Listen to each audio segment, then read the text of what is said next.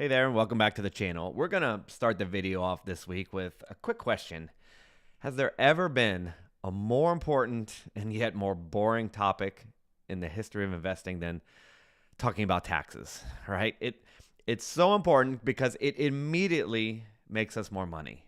If we are tax efficient in our investments, when it comes time to pay taxes like it is this time of year as I make this video, you immediately get more money back or you have to give away less, right? And yet, I don't know about you, but, and my apologies to everyone out there on YouTube, but if I see a tax efficient video or learn about tax, I can't click away soon enough. I absolutely cannot. However, I'm doing it this week because I think the results are intriguing. So we're going to talk about it.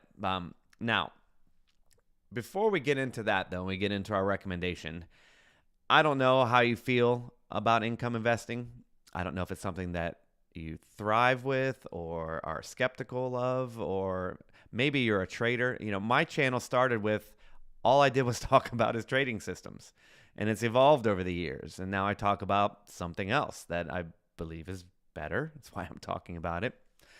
But maybe you're not there yet. Maybe you've been doing trading systems, and honestly, maybe you're tired of it. You know, how many times did I switch trading systems? I'm pretty sticky, and I switched a lot, right? And I didn't want to. Every trading system I make, I thought I would stick.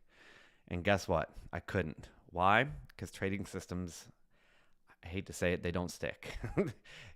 No matter how diligent you are in testing and in and out of sample data, they break. They stop working because the testing can only be done in certain market environments. Not everything. Trading is possible.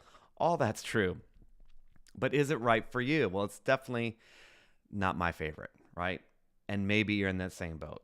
And maybe you've spent hundreds of hours researching systems, buying the magazines that I bought, taking the courses that I took, and you've ended up back at square one. Do you know how many emails I've gotten saying, I've been a trader for 5 years and I've made no money and I want to start over, right? I've gotten a lot.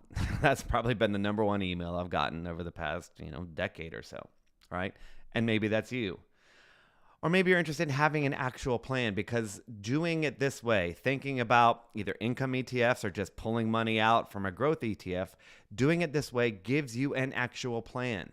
A trading system is, I hope it works and I hope it makes enough. Well, how much do I have to make? Well, that's hard to say because the drawdowns vary. And how do I know when I'm done? I don't know, right? If you just have a trading system, if the system breaks, I'm not done. So there's just all sorts of vague sort of figuring out problems in trading systems, and there's not here. There's a plan. Now, nothing's guaranteed, nothing's predictable, but still, it's better to have a plan. Okay, so maybe that's you, but where do we begin? Where do you start? There's so many out there. What should we pick? Well, that's what this channel is for. I want to try to maybe give you guidelines, and that's what the dividend income program is for, the program that I offer. It's for people who want to research the best way to do this, right? So if you want to start with this planning, this income, this having it bring in enough money to be financially free, right? And I highly recommend trying to do that. Here are some guidelines. So if you're going to pick one, let's say we're just going to pick one ETF. Here we go. First, make it broad-based. Make it very diversified, like an index fund, something that trades maybe the whole S&P 500. Everyone recommends index funds, so why don't you go for income with something that does the same? 2, we don't want the principal to die over time. I get it. Everyone hates that. Yield max promised a slight declining NAV for great yields, and it was way better than the market for a long time, and that'll be another video. And then things changed, and it's not as good now, is it? So again, new video, and we'll talk about that. But if I was going to recommend something to you today, I would say don't have the NAV, don't have the stock chart go down, down, down, down, down. 3, have friendly tax treatment. If you have to choose between taxed at a high rate and taxed at a low rate on purpose, then pick the low one. It's just more money, not free money, but more money. I mean, think about it. If you have an ETF that's specifically trying to be tax friendly, and let's say the tax at the end of the year is at a 5% rate, again, I'm making that up, but it's out there, so look around. But let's say it's tax dividends are taxed at something under 10%, and other dividends are taxed as regular income, and that's 37%. I mean, just look at those numbers. To get to keep that amount of the dividends or distributions is significant. Boring maybe, but significant. So I would pick one that has a friendly tax treatment. And what's the recommendation? Well, there you go. There are great videos if you look around internet. Every interview by T-Spy I think is great. And what's it trying to do? Well, it's doing the things that I just recommended. It uses the S&P, so it's very broad-based, and it's very tax-friendly, right? Well, what about all the numbers? Well, let's take a look. Since inception, since T-Spy came into our lives, here's what $10,000, if you reinvested everything, would turn into. Well, it's definitely gone up. Not quite as good as SPY, not quite as good as the market, but right there, right? And if you look at the worst year, it's right there, and the drawdown's just slightly higher. So not bad, right? Not bad. Now, let's say we take the drip off, though. Has it held up? We can see not exactly, right? But take this with a grain of salt, as you'll see in a moment. If you took from day one all of its distributions, which is another word for dividends, of course, if you took it all, our principal would be slightly less, right? But take a look. Here's what I mean. Here's inception for T-Spy, and it went up in a favorable market environment, right?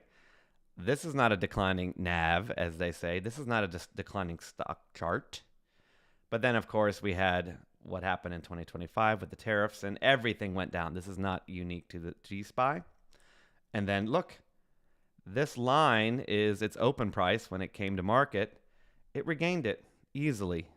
Boom. And then it was above again. And then, of course, recently the market has really pulled back and has been very lousy since November 2025. So as I took this picture, it's now slightly below. So that's where you see. If I had given you the snapshot here without drip, it'd be higher. So having seen it gone down is a little bit misleading. It's been way above inception for quite some time. Again, that's something that you have to be comfortable with. So how much for $5,000 a month? That's kind of our goal on this channel, right? And obviously 5 times 12 is 60,000, so it's 60,000 a year. Well, T-Spy has a very good yield, which means you need less money to get started. It's also been very consistent. Its dividends aren't perfect. They're not the same, but they've remained very steady since day one. So again, how much do we need? $428,571. Yes. And here's what that gives us. Remember, this is not financial advice. This is not a recommendation of any sort. Please consult a financial advisor for yourself. Okay. Anyway, what was I saying? Oh, I know what I was saying. T-Spy over 60K a year. If we go back to 428,000, here's what we get. The first year, right, it wasn't a full year, but we received some income. But look at that. If you reinvested just for a little over a year, right, a year-ish, year and a quarter maybe, look at that. There's your 60,000. I hope you can see that. Well over 60,000. I believe it's about 66,000. Well over. So if we took it all, we would have 6,000 left over, roughly, to reinvest or do with as we wanted to. It made it. Achieved our goals. And how's it doing in 2025? Just cranking right along. So no problems there. So what's the bottom line? With 428,000, not 2 million like it would take with QQQ and others.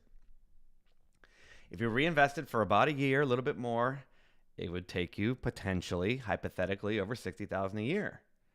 Now you could do this, just keep reinvesting until you're way over your needed amount per year per month, and then start taking the money and then reinvest the rest. So anything over the amount you need, just reinvest the rest because we want it to try to grow. We want more money.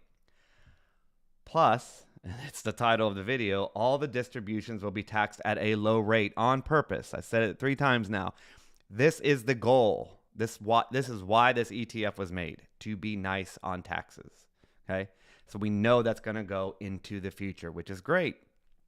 And if these distributions are taxed at a very low rate, we keep more of them. So we have to budget for less. which is awesome.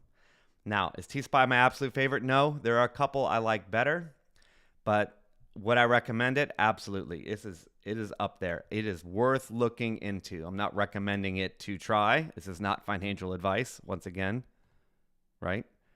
But I recommend looking into it absolutely, positively. It's definitely worthy of your attention. Okay? Got it? Good. Again, if you want other ETFs like my favorite or many, many others, you can join the Dividend Income Program. Link in the description. Tons of sample portfolios, tons of ideas, tons of case studies. And if any of this has been useful, I beg you, please like and subscribe. That's all for this time. I'll be back again soon. Bye for now.